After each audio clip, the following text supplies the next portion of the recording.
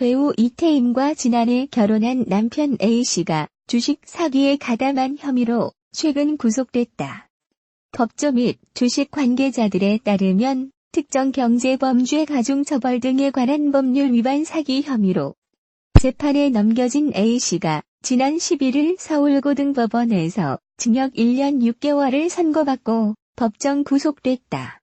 앞서 A씨는 2014년경 비기업의 주주들에게 주가 부양을 위해 시세 조종을 해주겠다며 그 대가로 거액을 편취한 혐의로 지난해 3월 구속 기소된 것으로 확인됐다.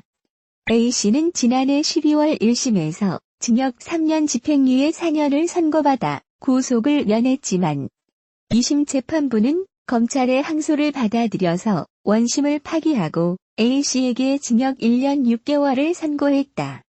이태임은 지난해 3월 돌연 활동 중단을 선언한 바 있다. 당시 이태임은 소속사와의 상의 없이 SNS에 지난날 고통스럽고 힘들었다는 글을 적어 은퇴를 갑작스럽게 발표했고 곧이어 결혼과 임신 소식이 전해 그의 결혼 상대를 두고 여러 억측이 나왔다.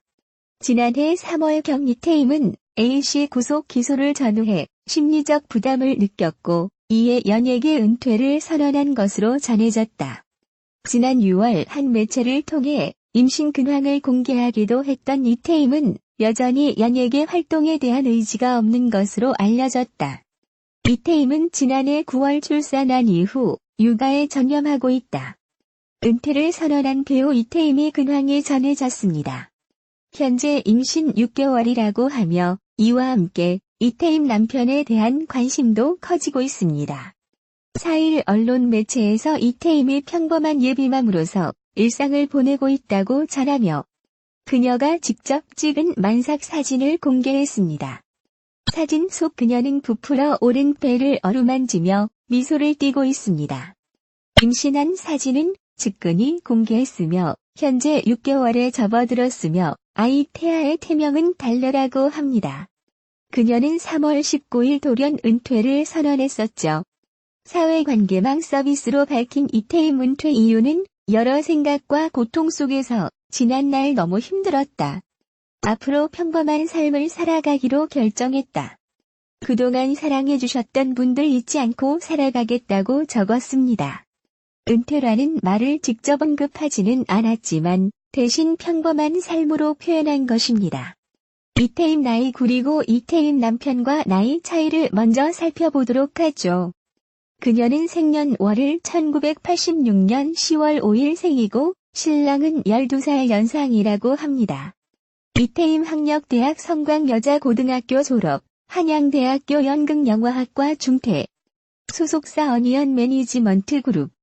그렇다면 이태임 남편은 누구일까요? 은퇴 이후 일각에서는 남편이 정치계와 관련된 인물이 아니냐는 목소리가 나오기도 했습니다.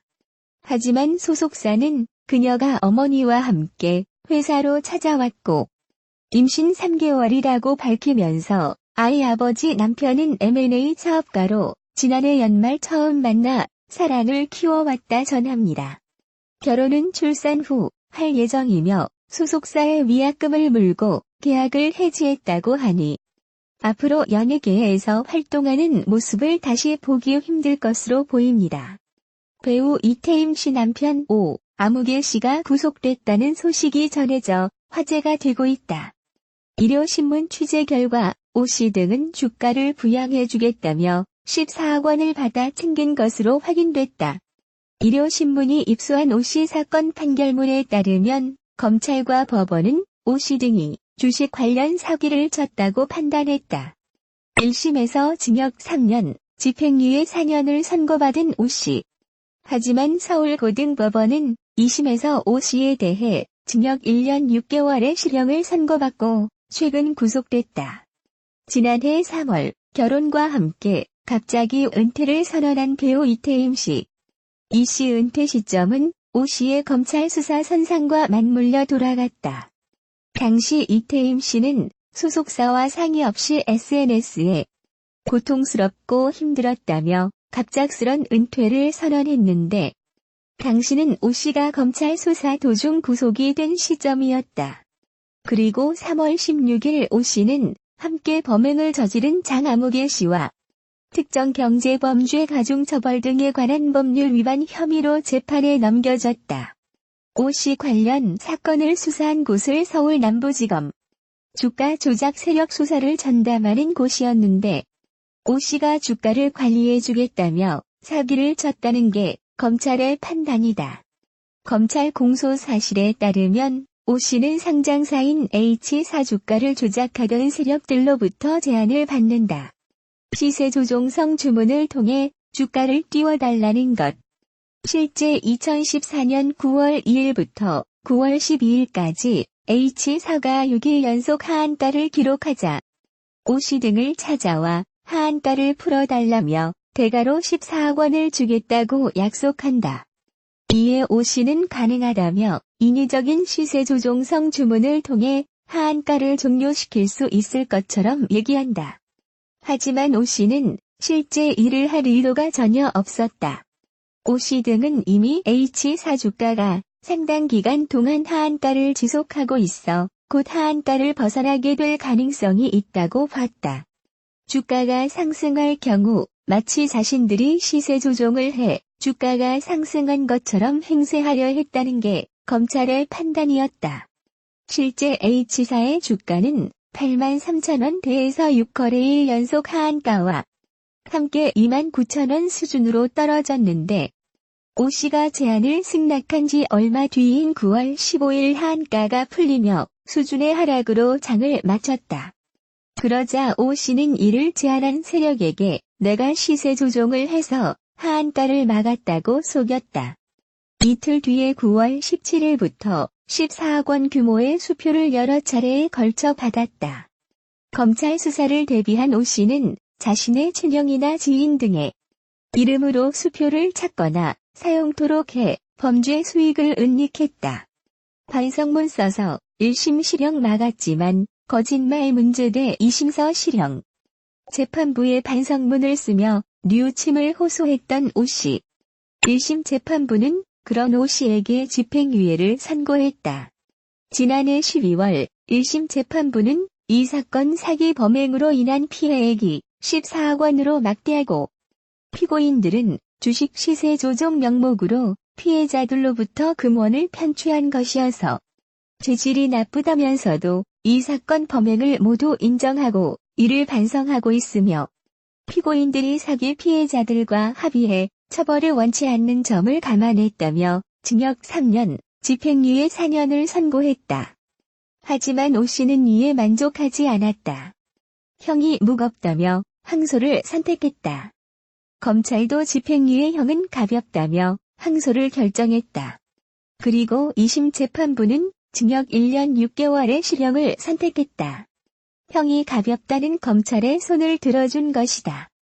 8월 11일 서울고등법원 형사 2부 재판부는 오 씨가 범행을 인정하고 반성하는 태도를 보이고 있다면서도 오 씨가 주가 조작임을 알면서도 사기를 쳤고 범행을 오 씨가 주도했음에도 검찰 등에서 거짓된 진술을 했다며 죄질이 좋지 않음을 강조했다.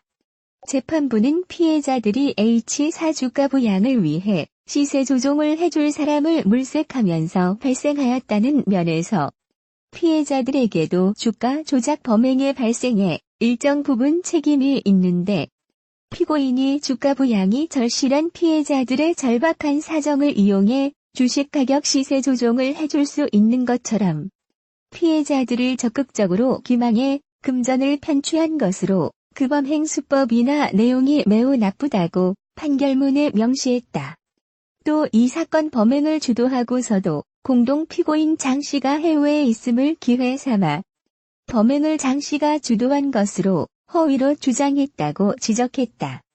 이에 집행유예형은 너무 가볍다고 판단한 2심 재판부는 징역 1년 6개월의 실형과 함께 구속을 결정했다.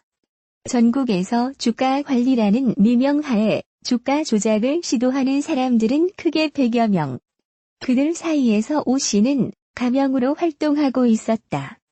이태임 씨 결혼 당시만 해도 M&A 전문가로 기사에 나왔지만 주가 조작을 통해 거액의 수익을 쫓는 사람들 중 하나였다는 얘기다. 오 씨를 안다는 한 증권 전문가는 오 씨는 본명이 아니라 가명으로 활동을 했고 주포는 아니었다고 설명했다. 주가 조작 세력들 사이에서 이런 사건은 흔히 발생하는 일이라는 게 그의 설명이다. 전문가는 원래 주가를 띄울 때 두 세력 이상이 함께 들어가서 주가를 올린 뒤 처분을 하곤 하는데 세력 간 이견이 발생하면 서로 고소, 고발이 이루어진다며 10억 원 정도를 서로 성공 보수로 주는 것은 많이 주는 것도 아니라고 귀띔했다. 판사 출신 전관 변호사를 쓰며 재판에 임했던 오 씨는 23일 기준으로 아직 상고장을 제출하지 않은 것으로 확인됐다. 그런데 법조계는 상고를 하더라도 크게 달라질 게 없을 것이라고 설명한다. 판사 출신의 변호사는 대법원은 징역 10년 이상의 양형 부당을 다투거나 사실관계를 다투어야 하는데 죄를 인정했다면 대법원에 가서 다툴 수 있는 게 없다며 상고를 해봐야 바뀔 수 있는 게 아무것도 없다고 풀이했다.